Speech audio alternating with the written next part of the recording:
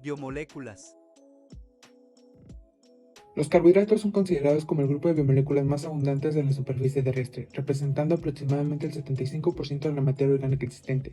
También son llamados hidratos de carbono, glúcidos, sacáridos o azúcares. Dentro de sus funciones encontramos que son considerados como la principal fuente de energía, funcionan también como una reserva energética en tejidos, considerados el combustible metabólico más importante. Algunos polímeros de glúcidos también actúan como elementos estructurales y de protección, algunos otros lubrican articulaciones óseas y participan en el reconocimiento y adhesión intercelular.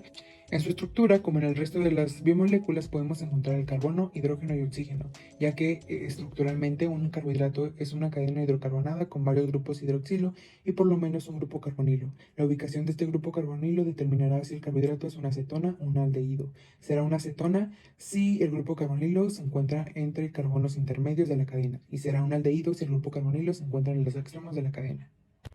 Los carbohidratos se clasifican según su tamaño en monosacáridos, oligosacáridos y polisacáridos. Los monosacáridos son los monómeros de los carbohidratos, es decir, los azúcares más simples, y generalmente en su estructura contienen de 3 a 8 átomos de carbono.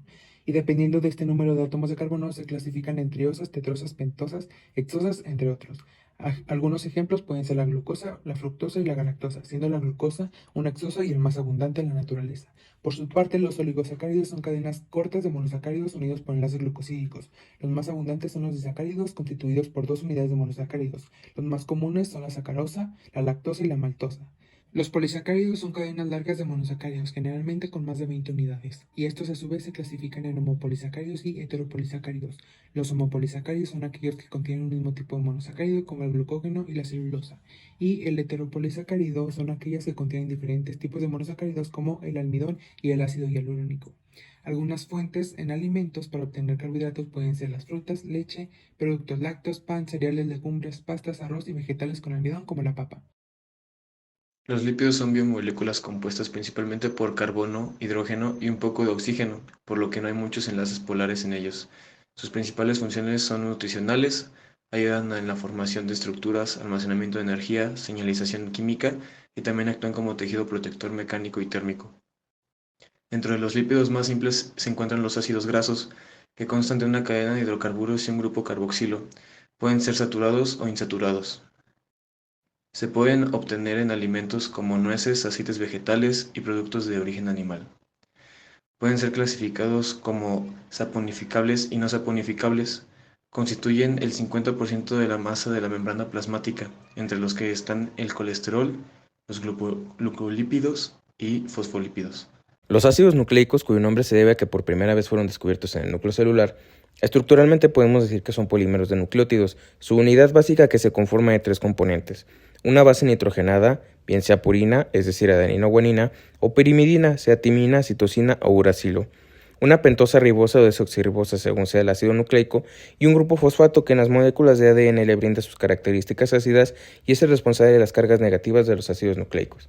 En cuanto a clasificación, podemos reconocer dos tipos de ácidos nucleicos que son química y estructuralmente distintos. El primero, el ácido desoxirribonucleico o ADN, lo podemos encontrar en el núcleo celular y contiene el material genético, mientras que el ARN o ácido ribonucleico podemos encontrarlo en el núcleo, citoplasma y la matriz mitocondrial. Este último se clasifica en mensajero, ribosomal y de transferencia según la acción que realice. En cuanto a las funciones, los dos tipos de ácidos nucleicos llevan a cabo funciones específicas.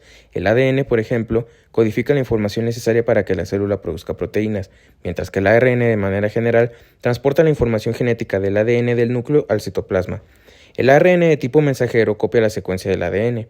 El ARN ribosomal interviene en la síntesis de proteínas y el ARN de transferencia transporta los aminoácidos del citoplasma al ribosoma.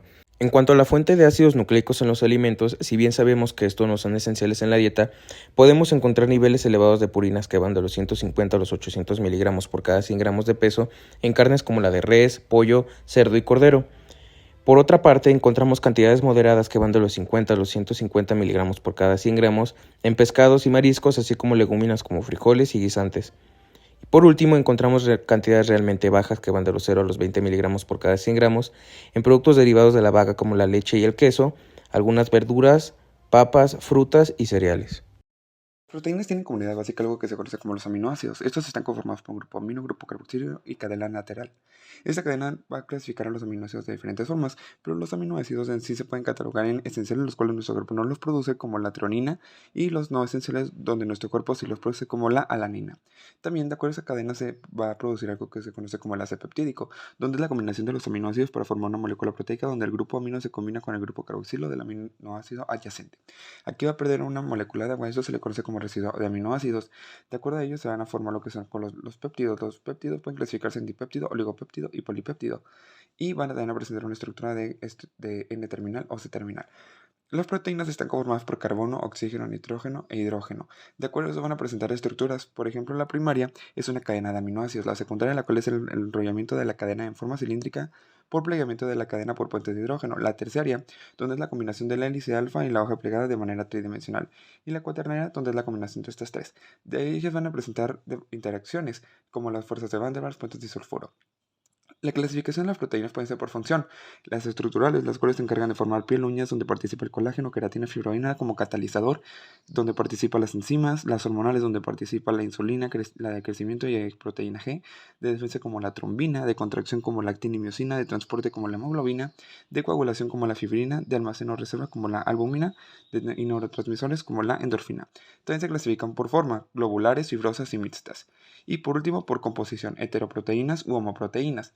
Las proteínas se pueden encontrar en alimentos como las carnes, lácteos, cacahuates, entre otros.